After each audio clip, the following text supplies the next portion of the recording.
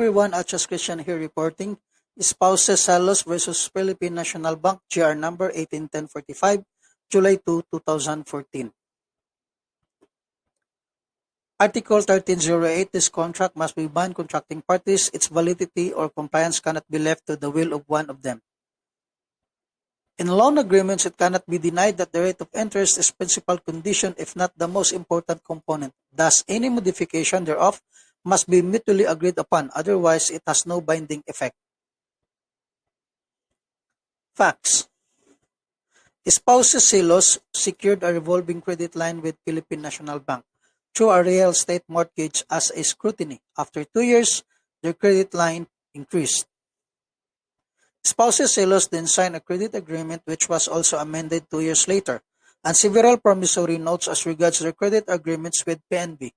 The said loan was initially subjected to a 19.5% interest rate per annum.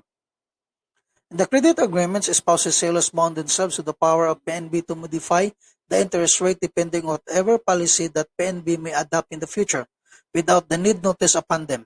Thus, the said interest rates played from 16% to as 32% per annum. Spouses SILOS acceded to the policy by pre-signing a total of 26 PNs, leaving the individual applicable interest rates at hand bank since it would subject to the modification of PNB. Spouses SILOS regularly renewed and made good in their PNs, religiously paid the interest without objection or fail. However, during the 1987 Asian financial crisis, spouses SILOS faltered when the interest rate soared. Spouses SILOS marked good on the note. The PNB foreclosed an auction that involves scrutiny for the mortgage. Spouses SILOS instituted an action to annul the foreclosure sale on the ground that the succeeding interest rates used in their loan agreements was left to the sole will of PNB. The same fixed by the latter without their prior consent and thus void. The regional trial court ruled that such stipulation authorizing both the increase and decrease of interest rates as may be applicable is valid. The Court of Appeals affirmed the RTC decision. Issue.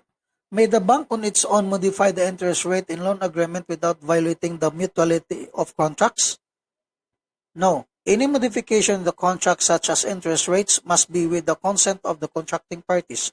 The minds of all parties must meet as to the proposed modification, especially when it affects an important aspect of the agreement. In the case of loan agreements, the interest rate is principal condition if not most important component.